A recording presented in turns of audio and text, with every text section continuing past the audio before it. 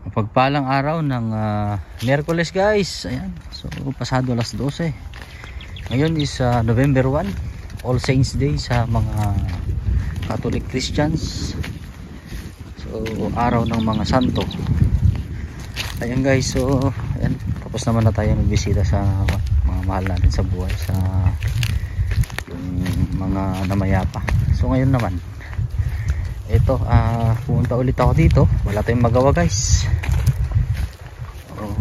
Kailangan nating tignan at bisitahin yung itinanim natin. Simula nung itinanim kasi natin, hindi pa natin napasyalan o nakita.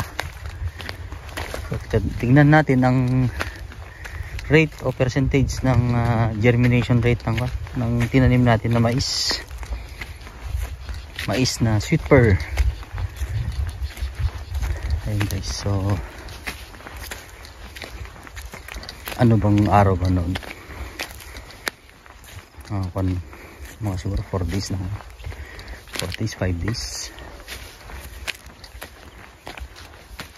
Dito na tayo guys, kasi simula noon hindi pa umulan guys. So ito na siya. So ito na po yung pananim natin na mais. May mga tumutubo kasi na yellow corn.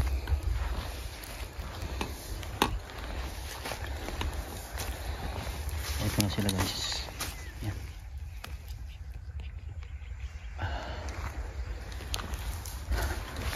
Tingnan natin. So far okay naman.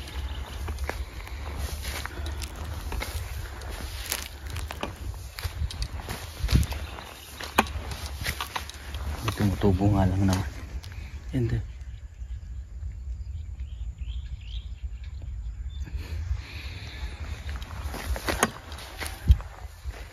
Siguro ang germination rate nito nasa 1. Hindi bababa ng 80%. Tumubo naman. So kailangan nga lang ng ulan. Umuulan lang kanina sa dinaanan kong town. Kasi 1 hour po ang biyahe natin dito sa farm. So napansin ko lang is kuwan lang talaga, kailangan lang talaga ulan lang talaga ang inaantay ng pananim natin na sweet pear. Okay naman so far. Last na okay na guys, nakikita na po. Ayan o, ganda na ng itsura nya. Pag ito na naulanan, kahit ambon lang, ambon na medyo matagal, magiging okay ang labas nito. Kasi binasalan na rin natin guys yung mga puti na yan, abono 1620.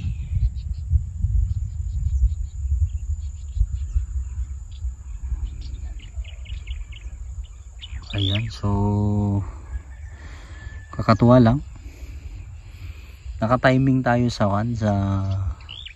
pag-ulan niya noon nung umaga na pumunta tayo dito, nagsaboy. Ayan guys, oh.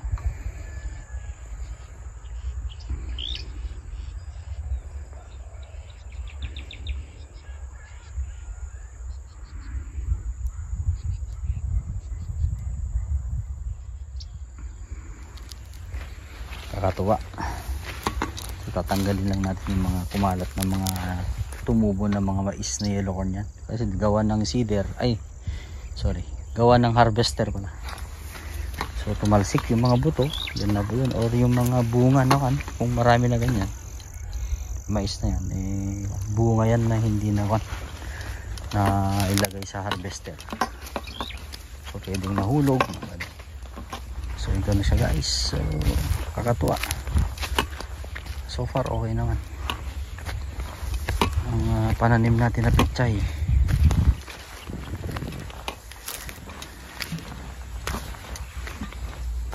So kailangan lang talagang maambunan, maulanan.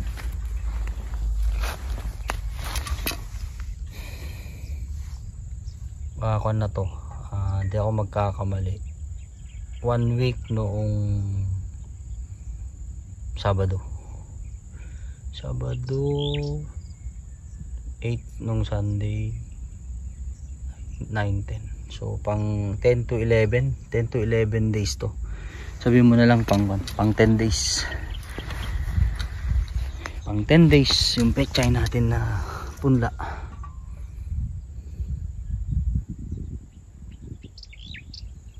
Kakatuwa. Okay siya. Awa ng Diyos eh kung okay yung pagtubo.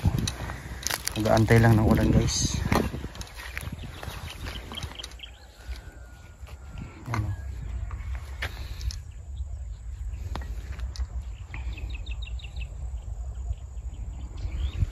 So, punta tayo dito sa Mayga.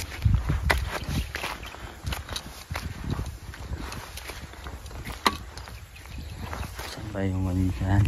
Boundary. Ang palaya naman. Ito yung ampalaya guys. Kakatawa yung mga kanya. Bulaklak.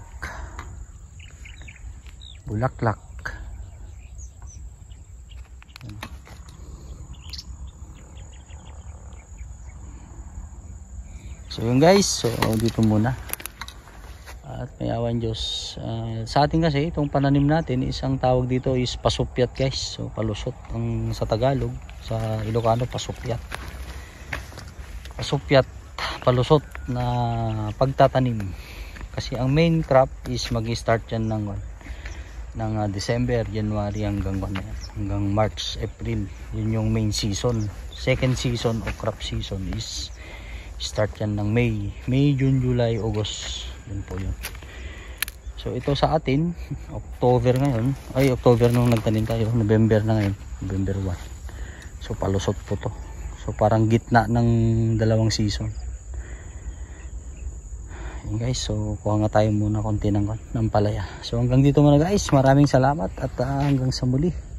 See you sa ating next video. God bless po, mabuhay na lahat.